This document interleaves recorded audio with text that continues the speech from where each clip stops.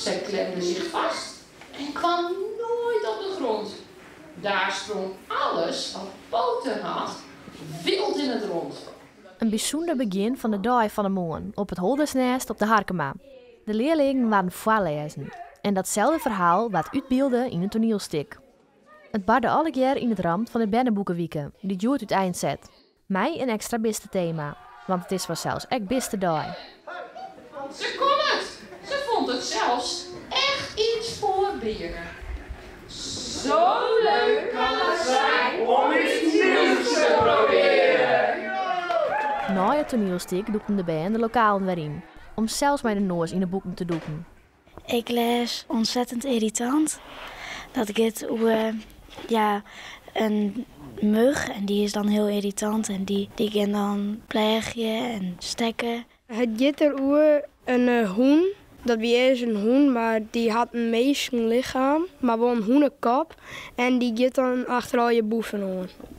Ik vind Engels denk ik wel het leukste, want Nederlands dat vind ik soms een beetje kakkerig klinken. Maar Engels dat is dan wel weer fascinerend en dat vind ik leuk om te lezen. Deze band mag je graag lezen. Maar DOS scoort 8 Kaspelen in Friesland als leegste op de intelligentieindex. Het zingen van leegletterens is daarom een belangrijk speerpunt in de gemeente. We werken hier met de gemeente, de bibliotheek, de andere partijen om uiteindelijk die situatie waar we in zitten rooskleuriger te maken. En wat ik weet is dat we dat op dit moment best goed doen. 94% van alle banden naar Kaspelen die gaat maar functioneel geletterd van squallen.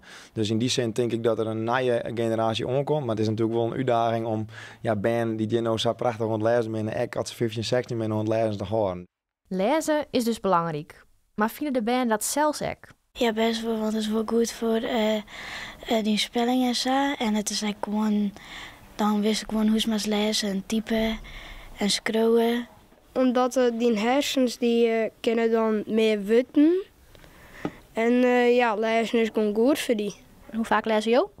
Ja, ik kon wat vaker lezen. Meestal is het de vakantie dat de boeken er doorheen gaan. En in het duistere werken wil ik het wel eens vergeten, maar het is eigenlijk prachtig. Hè?